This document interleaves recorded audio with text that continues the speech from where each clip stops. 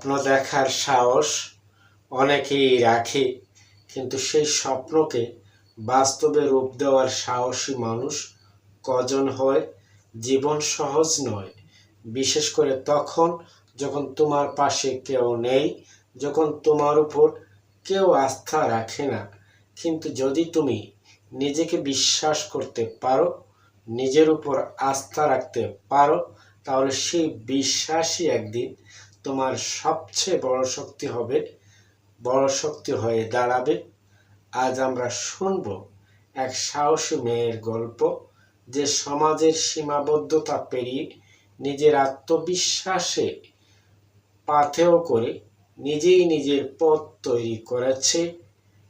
Rehan motivation থেকে আরো একবার স্বাগত। গল্পটি শুনতে থাকুন, এটা তোমারও হতে পারে যদি তুমি আজ থেকে নিজেকে বিশ্বাস করতে শুরু করো। শুনতে থাকুন।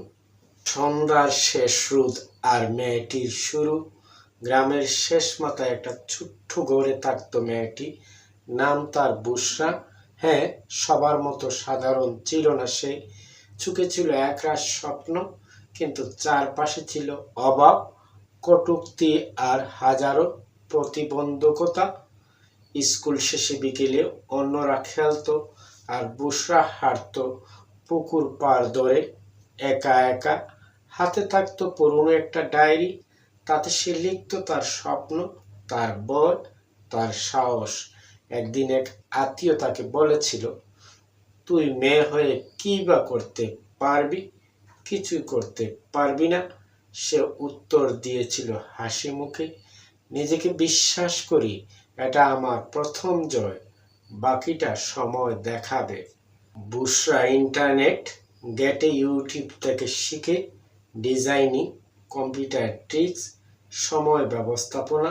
প্রথম দিকে তেমন কিছু বুঝতো না, তবু সে হাল ছাড়েনি। রাত জেগে ধৈর্য ধরে অল্প অল্প করে নিজের দক্ষতা তৈরি করলো, পারদর্শিতা অর্জন করলো। মাত্র 1 বছরের মধ্যে সে নিজের ডিজাইনিং সার্ভিস চালু করে একদিন একটি আন্তর্জাতিক ডিজাইন প্রতিযোগিতায় সে প্রথম হয়। সবাই তখন বলেছিল, ও তো আমাদের বুশরা।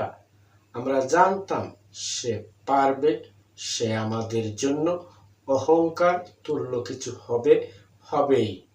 ধন্যবাদ বলার কিছু নেই, আমি শুধু নিজেকে বিশ্বাস করেছি। এই গল্প থেকে আমরা শিখব, তোমার পথ কেউ তৈরি করে দেবে না। আত্মবিশ্বাস নিয়ে যে নিজের স্বপ্নের পথ নিজে গড়ে তুলে, জয় তারই হয়। সাথে থাকুন, আবারও দেখা হবে নতুন কিছু নিয়ে। কথা হবে বারেকবার নতুন কোনো বিষয়ে।